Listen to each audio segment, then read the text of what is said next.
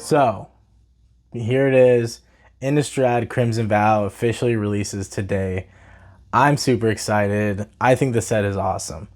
Now, I know I haven't been talking about the set too much here on the channel, outside of a couple videos here and there, just as much as I did with Midnight Hunt. Doesn't mean I didn't like the set any less. I think the set's really awesome. It just was a lot. We had back-to-back sets. You had like 2 months between each set instead of the usual 3. But anyways, this set is here. It's really sweet. So I decided that I'm going to take today to talk about my favorite cards from each color. By my favorite cards, I mean I picked one card from each color to talk about today. And I just want to jump right into it. So we're going in Wooburg order, which means we're starting with white. Now, I cheated and I picked a reprint. The white card that I'm really excited about for this set is Thalia, Garden of Thraben. Thalia is probably one of my favorite white creatures in all of Magic. If I could afford to play Legacy, I would probably play Death and Taxes. Not gonna lie.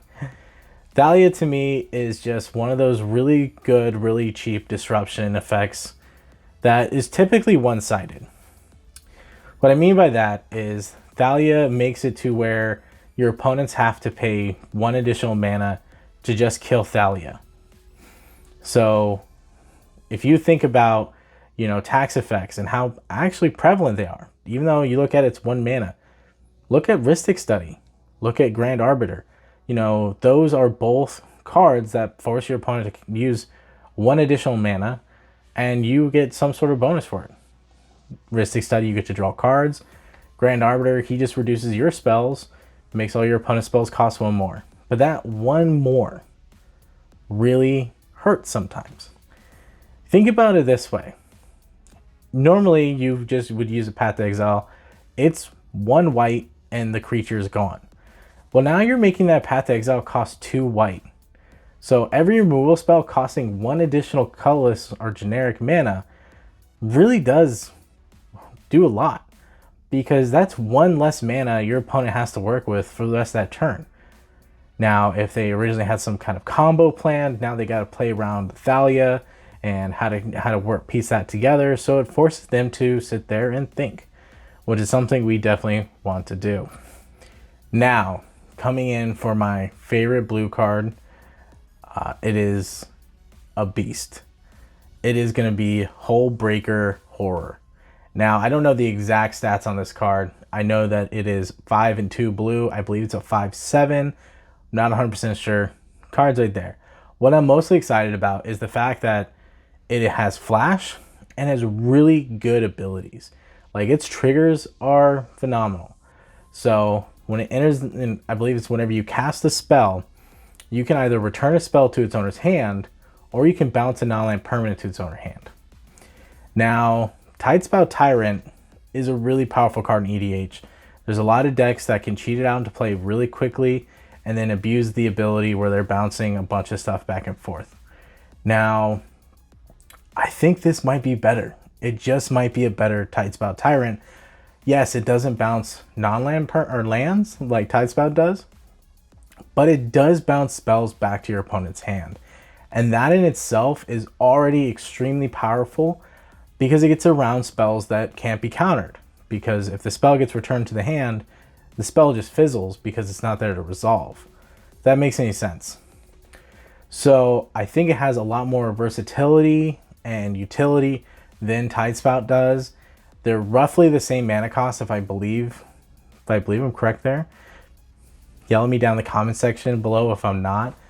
But it's just, in my opinion, a whole lot better. Yeah, it's every time you cast a spell, you have to, but Tidespout's the same way. You have to cast spells to bounce permanents. This just basically, someone goes to cast an Abrupt Decay on one of your things that you don't want to die, you just cast something like an Opt and bounce the Abrupt Decay back. Yeah, if they've got mana to recast it, that's fine, but you've set them back because you forced them to have to recast a spell that they didn't want to recast. And the fact that it has, flash is really, really good, because you can just bring that thing in out of nowhere if you have a lot of mana So if you're in a green blue deck, which generally just makes a lot of mana, you know, you're definitely going to be pulling that dude out and just slamming him on the table fairly early on in the game. If you're running any kind of blue-black reanimator style deck, I think it definitely goes in there because it's just a giant beater that can get rid of blockers, stop kill spells from hitting it. Super solid. Definitely a great card. Definitely one of my favorite blue cards. Now, coming in for my favorite black card. This is going to be more of a tribal card.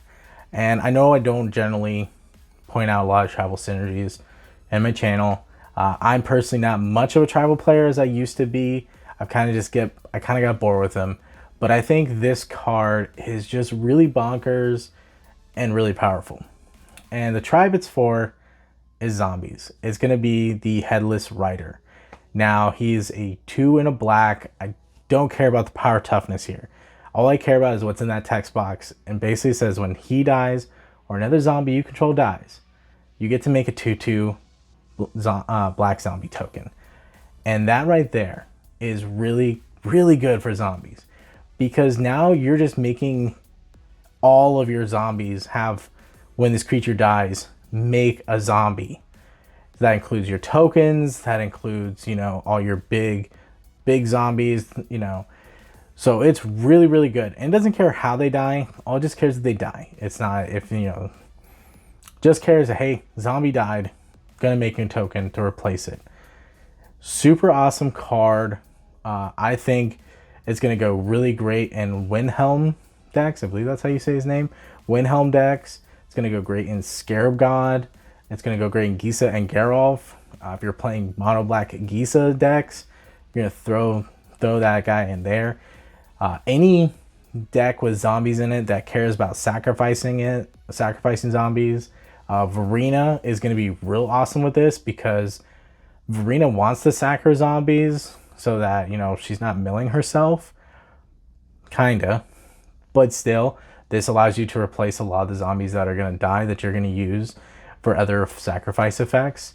So I definitely can see this card like just doing a lot of work in any zombie deck. Doesn't matter the color combinations. Any zombie deck is going to love this card because it's in the main color for zombies, which is black. Also, guys, just want to let you know, if you guys like my videos, please go ahead, hit that like button down below. If you want to see more of my content, feel free to hit the subscribe button. Really does help out the channel. And if you want to be notified for whenever I have new videos coming up, please go ahead and ring that bell icon down below. And let's continue. Moving the list right along, here we are, going into red. Now, one of my favorite things to do when I play red is spell sling. Any of my friends who played Magic with me know how much I love to just tear through my library, cast a bunch of spells, and storm off. I played Storm in Modern for many, many years, as well as played a lot of different variants of Storm in Commander. And one of the best things that Storm has are wheel effects. Anything that allows me to discard my hand and refuel is perfect. And this card does exactly that. It is Chance of Misfortune. Look at this. Yep, Chance of Misfortune. Sorry, I had to check my notes. So Chance of Misfortune is a 3 and a red sorcery that says discard your hand, and then you get to draw cards equal to the amount of cards you've discarded this turn. What? Just discard your hand, draw cards equal to the amount of cards discarded. So at worst, you discard 3-4 cards. You draw 3-4 cards off it for 4 mana. Not that bad. Not horrible.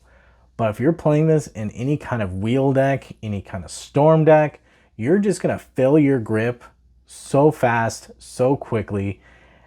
And if you're playing storm, which generally this is where it's going to go. It's going to go in every kind of storm variant there is in Commander. Grixis, Izzet, anything with red that wants to storm off Artifact Storm, because they tend to try to discard cards too. This is going to go right into those decks. It's just really powerful, really easy way to refill your hand after you've emptied it from drawing a bunch of cards. You're already playing cards like Faithless Looting, what's the Faithful Fleeting Cathartic Reunion. I'm spacing on names right. Thrill of Possibilities. Like, you're already playing a lot of those cards that are forcing you to discard cards to draw more cards. Why not just leverage that? I mean, and then you put it into, like, if you're playing an Anji deck, this is pseudo second version of Shadow in the Grave, or Shadow of the Grave. So really awesome, really powerful sorcery. Don't sleep on this card, guys.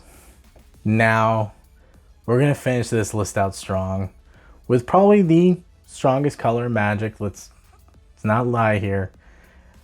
As much as I like playing blue, green is very powerful. And that card we're going to be talking about is Cultivator Colossus. It is a 4 and triple green plant beast. This thing is bonkers. Has trample, and its power and toughness are equal to the number of lands you control. Now, where this card is bonkers is the fact that when it enters the battlefield, you get to put a land from your hand onto the battlefield, and then you get to draw a card. Now, then you get to repeat this process. So as long as you're able to continually place a land onto the battlefield, you're going to continually draw cards. Did green really need this? Did they? Do I need another giant fat creature to throw in my land deck? Apparently I do, because I got one. And it's amazing. It's an amazing card draw engine. It's going to be ramping you super quickly, so it's going to be triggering all your landfall effects. It's going to, especially if you're playing it in green-blue with Tatiova and the Serpent. I can't ever say his name properly. Don't make me do this again. He's right here. You know, you put him in like green-blue decks. You know, he's going to go great in Omnath, Locus of Creation. He's going to go great in Omnath, Locus of the Royal. Jellybean, Angry Jellybean, Omnath, Locus of Rage. He's just good. He's just super solid.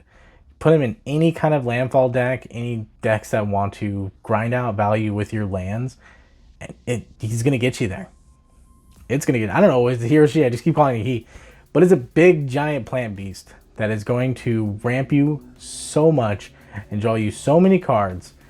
And you're playing green anyways, so you don't care that it's 4 and triple green. You're going to cast them on turn 3, turn 4 half the time anyways, because you're just going to generate so much mana most of the time. I know there's a lot of games where I have a lot more mana than I know what to do with, and I could just slam one of these guys down. I would definitely do it. So this card, I'm not going to say don't sleep on it, because I know a lot of other land players are super excited to see this card. Gitrog decks, any decks like that, they're going to love this card. This card's bonkers. We all know it. Well, that was my list, everyone. Want to know what you guys think? Let me know down in the comment section below. Do you guys agree with me that these are some of the strongest cards in these colors? If not, that's cool. Let me know what you guys think down there as well. Tell me what your favorite cards are coming out here in Crimson Vow. Let me know how your guys' pre-releases went. And as always, guys, play more games!